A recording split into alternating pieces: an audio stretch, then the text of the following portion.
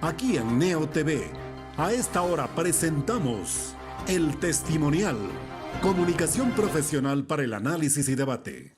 Saludos amigos del Ecuador y del resto del mundo, bienvenidos a El Testimonial. Saludamos a esta hora a Omar Maluk Salem, investigador científico, político y electoral, catedrático universitario, buen amigo de esta casa y naturalmente platicando con Omar, que es un asiduo visitante de los Twitters, pues es un permanente visitante de las plataformas. Omar, ¿por qué razón siempre estás motivado a opinar, a cuestionar y también a proponer? Por la ñaña de este es la que me motiva. Interesante el tema del Twitter porque uno interactúa con gente que no conoce y se logra una empatía en base al pensamiento de un grupo de personas que no nos conocemos, pero que estamos pensando en el mismo sentido. Sí, es interesante. Sí. Y parten distintas orientaciones sobre un tema matriz, ¿no? Claro, hay un tema matriz y medio en serio, medio en broma, se convierte el Twitter en algo simpático, porque mientras que unos están de acuerdo, otros están en contra, y bueno, sin entrar en el ataque grosero, se logra llegar a ideas que pueden luego reproducirse por el bien de la sociedad. Eso es interesante. ¿Y cómo ves a los tuiteros, a las masas de jóvenes que interactúan quizás con mayor intensidad? La población ecuatoriana se muestra precisamente allí con líneas de pensamiento muy importantes que de repente pueden ser ignoradas inclusive por los gobernantes de turno, Omar. Así es, hay jóvenes que tienen una actividad mental muy rápida, veloces. Hay otros que no participan porque no son capaces de llegar a ese nivel de velocidad mental. Pero realmente es interesante ver cómo nuestra juventud tiene chispa, tiene vida, está permanentemente actuando, activándose. Y eso es bueno porque, fíjate, en las universidades, por ejemplo, se ha perdido el liderazgo por falta de participación de los estudiantes en el debate. La nueva ley de hace tiempo ya les quitó participación a los estudiantes, pero las redes sociales se han convertido en un mecanismo de asumir ciertos liderazgos y ciertas participaciones que es un espacio que ellos están aprovechando para expresarse y decir su pensamiento. Y eso es bastante positivo. Claro, Omar, pero hay expresiones masivas de corrientes de opinión, ¿no es cierto?, de la juventud y de la población en general en las plataformas, pero que terminan allí, es decir, se expresan, pero no hay el feedback, no hay el retorno, no hay el escucha de a quién va dirigido esa crítica o comentario. Léase autoridades. Exactamente, porque no han llegado las autoridades, salvo algunas excepciones, pero no han llegado ni las autoridades ni los partidos políticos a tratar de entender bien los mensajes que les están llegando. Entonces no los interpretan. Yo como investigador estoy permanentemente en sintonía, lanzando ideas a ver cuál de esas ideas prende y socialmente es válida o es aceptada. Pero las autoridades no se preocupan mucho por eso y eso es una pena.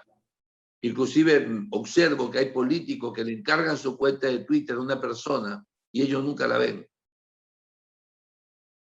Lo cual es malo. Y eso es un error del político. Error de político. Serio error de político. Porque no se sintoniza exactamente con qué debe estarlo. Exactamente. No sacan la sustancia de lo que se les está diciendo. Y se le dicen las cosas en Twitter y no las ven, porque sus asesores no se las dicen. Pero todo está ahí, todo está ahí. Y es interesante verlo, ¿no? ¿Y qué consecuencias, Omar, puede tener el hecho de que se desatiendan, que se desentiendan los gobernantes con estas corrientes de pensamiento en las plataformas? Que puede venir un político hábil o una persona hábil y lanzar su mensaje y lograr hacer masivamente, concretar una idea en la sociedad. Por ejemplo, Leonidas Issa maneja bien el Twitter. Él manda mensajes concretos, precisos, y la gente lo capta y lo recibe. En el momento que él logre hacer su manifestación o su protesta, todo el mundo va a estar sintonizado con él, porque él manda su mensaje con debida anticipación. Fíjate, y no estamos hablando de gente de cultura occidental 100%, estamos hablando de grupos indígenas que tienen una cultura diferente que la nuestra. Pero sin embargo, él está montado en el tema del Twitter. Hay otros que se le dan los mensajes por Twitter, pero solamente saben emitir, no saben recibir la información y no la procesan, como el caso del gobierno. Al gobierno le dicen de todo en Twitter, pero parece que es indolente, no le llega lo que le están diciendo. Y eso es penoso.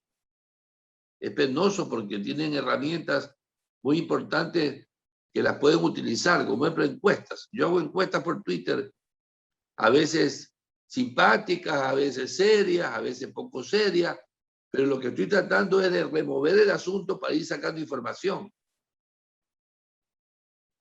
Pero el gobierno no la aprovecha. Debería haber mucho más encuestas por Twitter. ¿Y qué debería hacer el gobierno? ¿Cómo debería aprovecharlo? A ver si Omar lo pones un poquito en perspectiva de explicación. ¿Qué debería hacer? ¿Cuáles serían los senderos para recoger esa opinión? Y naturalmente, después de la opinión, tiene que venir la acción práctica, pues.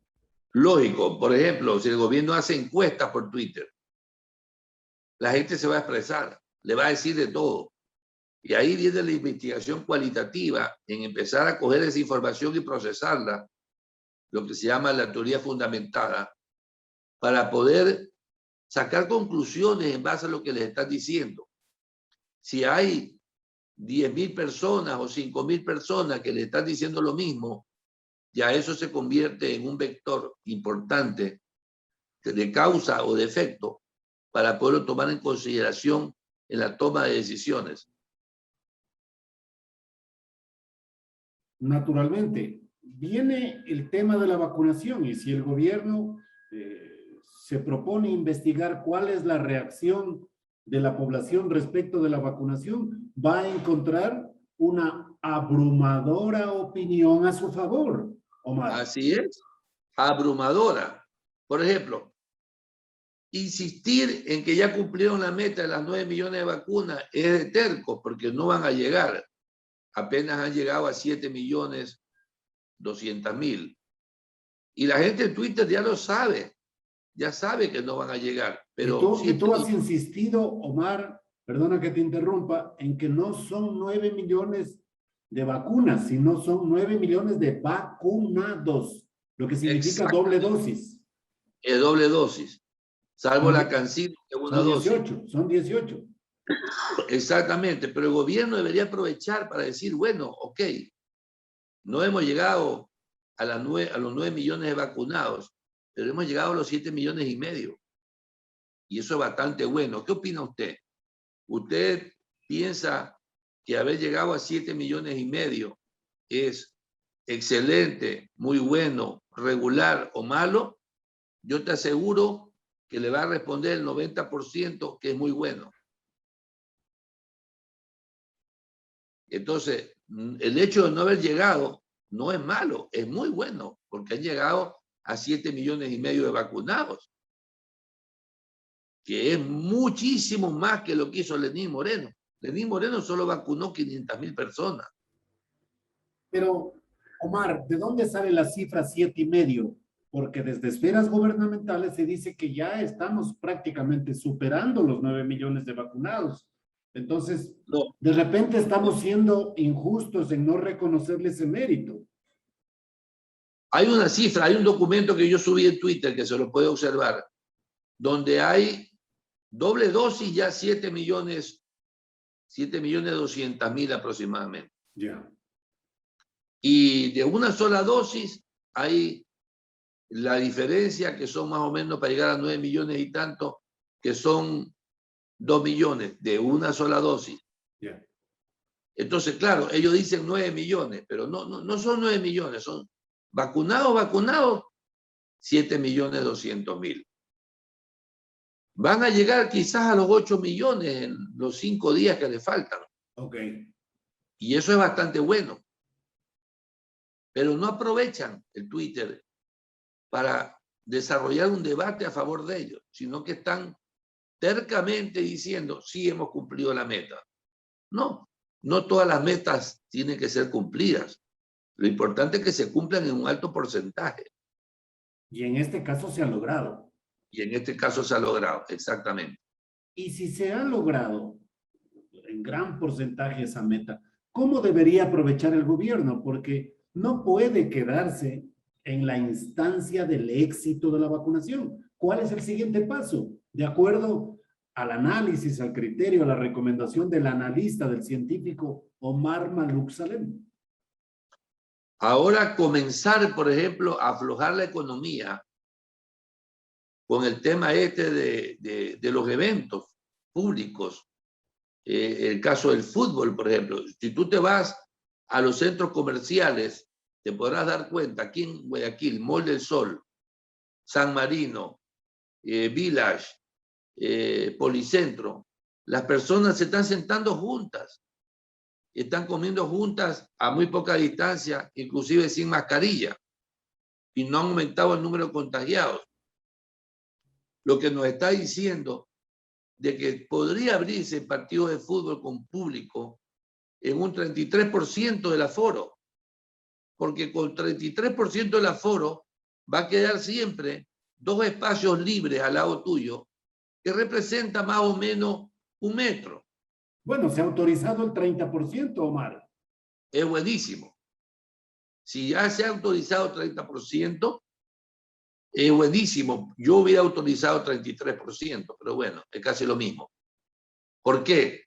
Porque si siempre está la gente apretada con 33%, va a quedar siempre 2 espacios para 2 personas en el medio. Y eso es suficientemente bueno en un ambiente abierto donde no hay encerramiento, es decir, hay flujo de aire, hay ventilación, y con mascarilla perfectamente podríamos disfrutar de los partidos del fútbol nacional. Omar, eso quiere decir que las condiciones sanitarias del país llegaron a ese nivel y que por eso nos damos el paso favorable de liberar los aforos. Eso es un punto importante a favor del gobierno, Omar. ¿Se lo reconoce en redes sociales este mérito? Yo sí lo he reconocido. Yo personalmente pienso que haber logrado superar un porcentaje alto de la población vacunada, que ya casi más del 50%, con una dosis al menos, porque cuando tú ya tienes una dosis, ya desarrollas una defensa y la reproducción del virus disminuye sustancialmente. Entonces, pienso que es la gran oportunidad para que el gobierno diga, bueno, señores, ahora sí, vamos a reactivar la economía, vamos a empezar a aumentar los aforos para que se reactive el sector productivo y comercial. Y es un logro definitivamente, porque si hubiéramos continuado al ritmo de Lenín Moreno, realmente estuviéramos apenas en 3 millones de vacunados. Claro, con Lenín Moreno estuviéramos todavía en pleno cautiverio. Claro, exactamente. Sí. Han superado ampliamente a Lenín Moreno. No es una comparación muy buena, pero se lo ha superado a Lenín Moreno y eso es bastante bueno, digamos.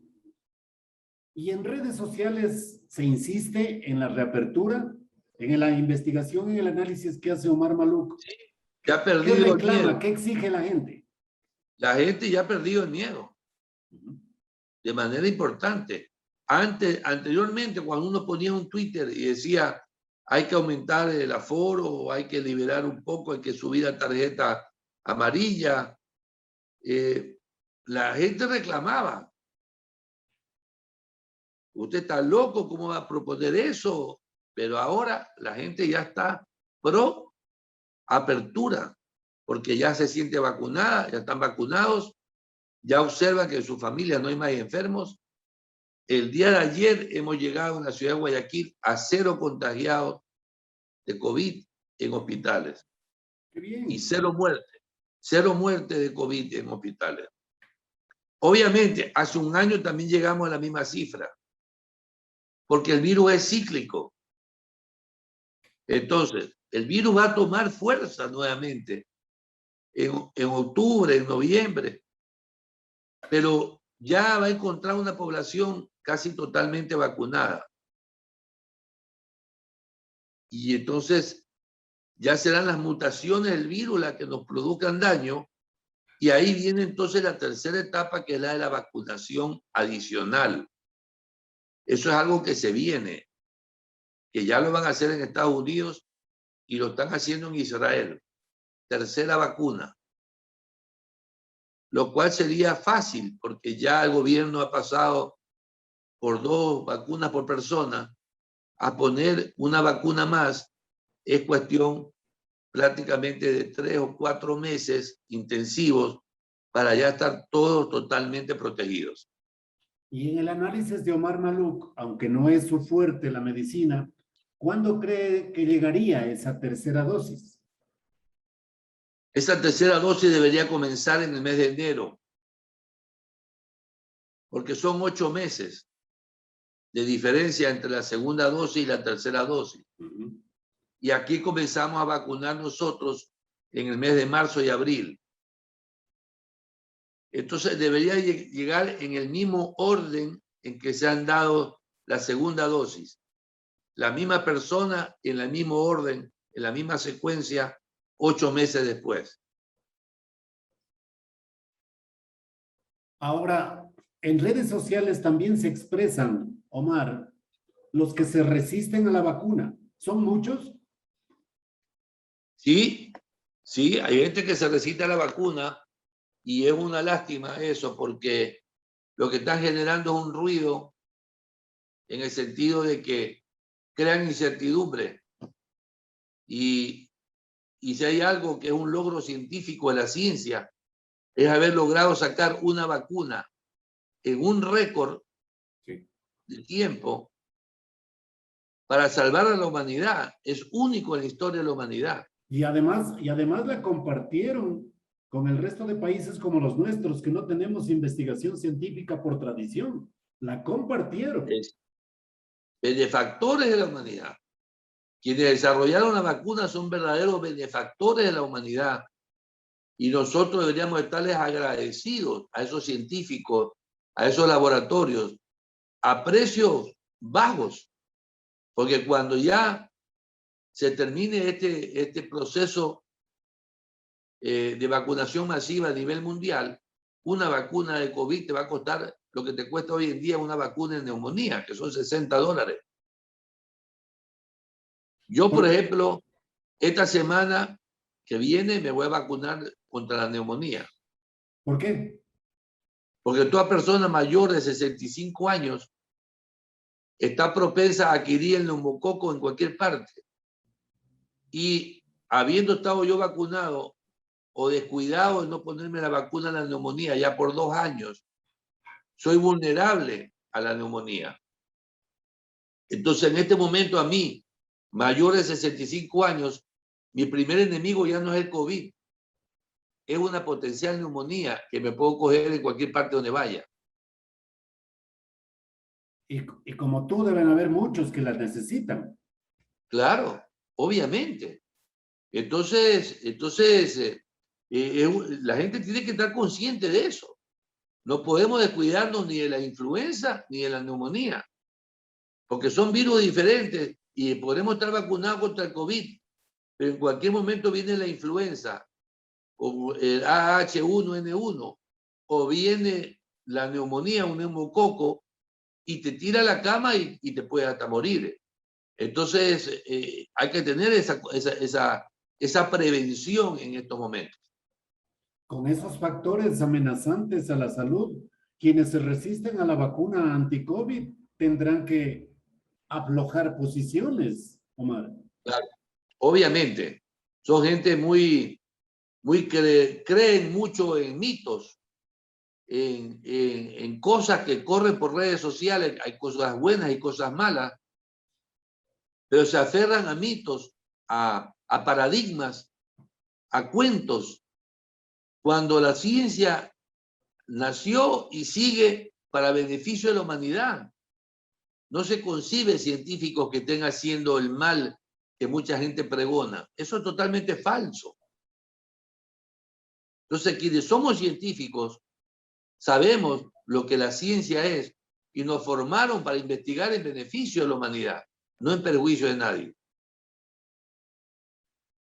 Oye, Omar, pero también en redes sociales se advierte que muchos ecuatorianos se despiden de sus familiares, se despiden del país en una ola migratoria que se dice que alrededor de 70,000 ecuatorianos por mes abandonan la patria por razones evidentemente de carácter económico, en busca de nuevos horizontes, Omar. Entonces, la pregunta que quiero hacerte es, en redes sociales, ¿cómo se expresa este concepto migratorio? ¿Cómo lo observas tú, que eres un influencer, un asiduo visitante de las plataformas? Bueno, casualmente, las redes sociales sirven para esto, para resolver este tipo de problemas sociales graves. En estos momentos, Twitter, Facebook, Instagram, deberían estar la gente posteando sobre la problemática del emigrante que está saliendo de una economía post pandemia, que es una situación realmente lamentable lo que estamos viviendo, y apoyar a esa gente moralmente. El apoyo moral es muy importante. Las personas cuando se ven desesperadas necesitan una voz de aliento. Entonces, los medios de comunicación y nosotros que tenemos ahora un instrumento que se llama redes sociales, deberíamos aprovecharlo para darle voces de ánimo a esas personas, apoyarlos, decirles que hay esperanza, que se vayan, no hay problema que se vayan, el problema es que se vayan con fe, con deseo de triunfar, que no se vayan derrotados, porque la economía ecuatoriana no se va a reactivar sino en los próximos 4 o 5 años. El ritmo de crecimiento que vamos a tomar es pequeño y andaremos por un sendero de 4 años a un crecimiento del 2 o 3%, que no es suficiente para crear el empleo que se ofreció y tampoco es suficiente para poder reactivar la economía de tal manera que una cantidad enorme de desempleados puedan tener acceso a un salario. Sí, a los que nos quedamos, nos queda el papel de alentarlos, de darles optimismo, una palmada en la espalda y desearles la mejor de las suertes a los que se van. ¿Cuál es la misión de los gobiernos, de los estados, en este caso del Estado ecuatoriano?